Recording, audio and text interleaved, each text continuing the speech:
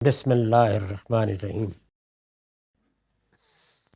عن عبداللہ ابن مسعود عن النبی صلی اللہ علیہ وسلم قال لا يدخل الجنة من كان في قلبه مثقال ذرة من كبر۔ قال رجل یا رسول اللہ ان الرجل يحب ان يكون ثوبه حسنا وناله حسنا۔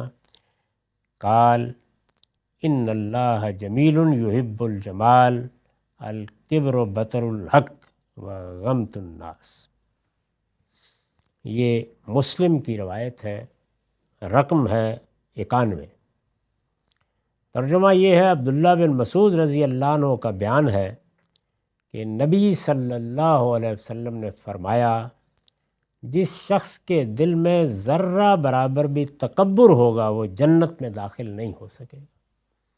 یہی بات قرآن میں بھی کہی گئی، بلکہ قرآن مجید میں تو اس کے لیے تمثیل پیش کی گئی ہے اور فرمایا ہے کہ اونٹ سوئی کے ناکے میں داخل ہو سکتا ہے، کوئی مستکبر، کوئی تکبر کرنے والا، سرکشی اختیار کرنے والا اللہ کی جنت میں داخل نہیں ہو سکتا۔ تو یہ اندازہ ہوتا ہے کہ استکبار یا تکبر یہ گویا تمام جرائم کی جڑ ہے۔ اللہ تعالیٰ کے ہاں اگر تکبر نہیں ہے اور انسان غلطی کرتا ہے یا کوتاہی کرتا ہے تو بہت عفو و درگزر کے مواقع ہیں، اللہ بہت معاف فرمانے والا ہے۔ یعنی بندہ اگر بندگی کے مقام پر کھڑا ہے اور اپنے آپ کو بندہ ہی سمجھ کر سب چیزیں کر رہا ہے تو پھر غلطی ہوگی، غلطی ہوتی ہے تو اس کا لازمی نتیجہ یہ ہے کہ چونکہ سرکشی نہیں ہے، اصرار نہیں ہے، تو وہ لوٹے گا اپنے پروردگار کی طرف، جلد یا بدیر اپنے آپ کو اس مالک کے سامنے ڈال دے گا، عرضداشت پیش کرے گا، معافی مانگے گا، رجوع کرے گا۔ تکبر ہوگا تو پھر انانیت کا اسیر ہو جائے گا۔ اس طرح کے لوگ دین کے معاملے میں استکبار اختیار کر لیں تو ابو جہل، ابو لہب اور فرعون ہوتے ہیں۔ دنیا کے معاملات میں استکبار اختیار کر لیں تو ہٹلر اور مسولینی ہوتے ہیں۔ ان کو پھر یا بندوق کی گولی رخصت کرتی ہے یا کوئی اٹھا کے پھینک دیتا ہے۔ تو فرمایا کہ یہ تکبر اگر ذرہ برابر بھی تمہارے اندر ہے تو یاد رکھو جنت میں داخل نہیں ہو سکو گے۔ نبی صلی اللہ علیہ وسلم نے فرمایا جس شخص کے دل میں ذرہ برابر بھی تکبر ہوگا، یعنی یہ جس طرح کے حدیثوں میں آتا ہے اور بالکل صحیح آتا ہے اور قرآنی کے مطابق ہے کہ ذرہ برابر بھی ایمان ہے۔ ایمان کس چیز کا نام ہے؟ ایمان نام ہے احساس بندگی کا، یعنی میں بندہ ہوں، اسی کا نام ایمان ہے۔ تو ذرہ برابر بھی ایمان یہ دوزخ میں نہیں رہنے دے گا۔ کیوں نہیں رہنے دے گا؟ اس لیے کہ استکبار نہیں ہے تو معافیاں مانگی ہوں گی، ندامت آئی ہوگی، رجوع ہوا ہوگا، تو اللہ تعالیٰ بڑے بڑے گناہوں کو بھی معاف کر دیتے ہیں۔ اور اس کے مقابل میں کیا ہے؟ ذرہ برابر تکبر۔ اگر کسی جگہ بھی یہ موجود ہے تو اس کا ظہور ہوگا، اور جب ظہور ہوگا تو پھر لازماً انسان سے وہ سب کچھ کرائے گا جو انسانی تاریخ میں پیغمبروں کے مقابل میں بھی جب اللہ کی طرف سے حکم آ گیا کہ اب تم معزول ہوئے تو وہ معزولی انہوں نے قبول نہیں کی۔ جس شخص کے دل میں ذرہ برابر بھی تکبر ہوگا وہ جنت میں داخل نہیں ہو سکے گا۔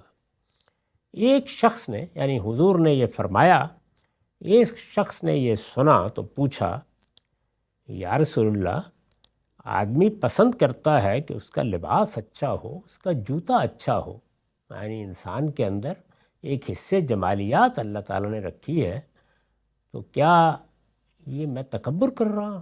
یعنی میں اپنے آپ کو خوبصورت دیکھنا چاہتا ہوں، میں اپنے آپ کو برتر دیکھنا چاہتا ہوں، میں کوئی بڑا مقام حاصل کرنے کی جدوجہد کرتا ہوں، وہ علم میں ہو، وہ اقتدار میں ہو، کوئی بھی چیز ہو، تو اس میں ظاہر ہے کہ یہ چیزیں تو انسان چاہتا ہے، اس کے اندر ایک جمالیات کا احساس موجود ہے۔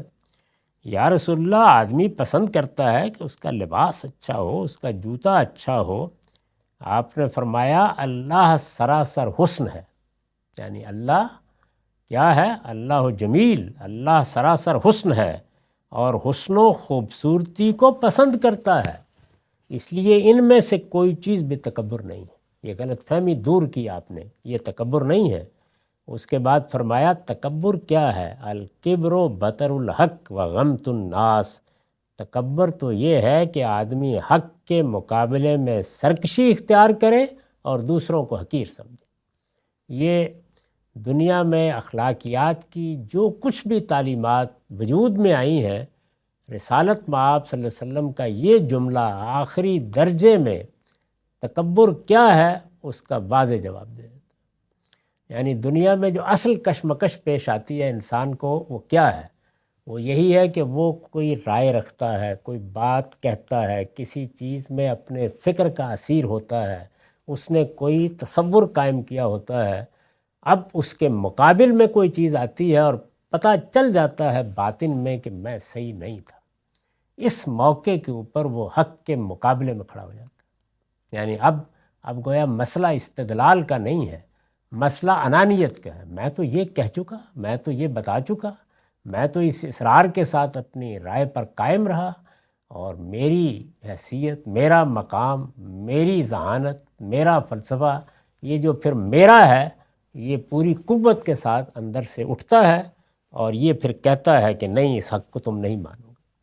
تو فرمایا کہ ایک تو یہ ہوتا ہے، اور دوسرے کیا ہوتا ہے کہ چونکہ آدمی اپنے آپ کو اس طرح بڑا سمجھتا ہے، اب بڑا سمجھتا ہے، وہ رائے کے لحاظ سے بھی ہو سکتا ہے، علم کے لحاظ سے بھی ہو سکتا ہے، اقتدار کے لحاظ سے بھی ہو سکتا ہے، حسن کے لحاظ سے بھی ہو سکتا ہے، جو چیزیں اللہ نے نعمتیں دی ہیں، تو دوسروں کے اوپر نگاہ ڈالتا ہے تو ان کو حقیر سمجھتا ہے۔ یہ حقارت باطن میں بھی ہوتی ہے، بعض لوگوں کے ظاہر میں بھی آ جاتی ہے۔ یعنی باطن میں ہوتی ہے تو ظاہر ہے کہ وہ آدمی کے خیالات، افکار، اس کے سوچنے پر اثر انداز ہوتی، اور حسد، کینہ، بغض جیسی چیزیں اس کے اندر پیدا کرتی ہے۔ ظاہر میں آتی ہے تو وہ دوسروں کو نقصان پہنچاتا ہے، ان کے نام رکھتا ہے، ان کو پس سمجھتا ہے، ان کے بارے میں طرح طرح کے تبصرے کرتا ہے، ان سے متعلق ہر سنی ہوئی بات کو بیان کر دیتا ہے، اور یہ چاہتا ہے کہ ان کو نیچا دکھائے، اور یہ نیچا دکھائے،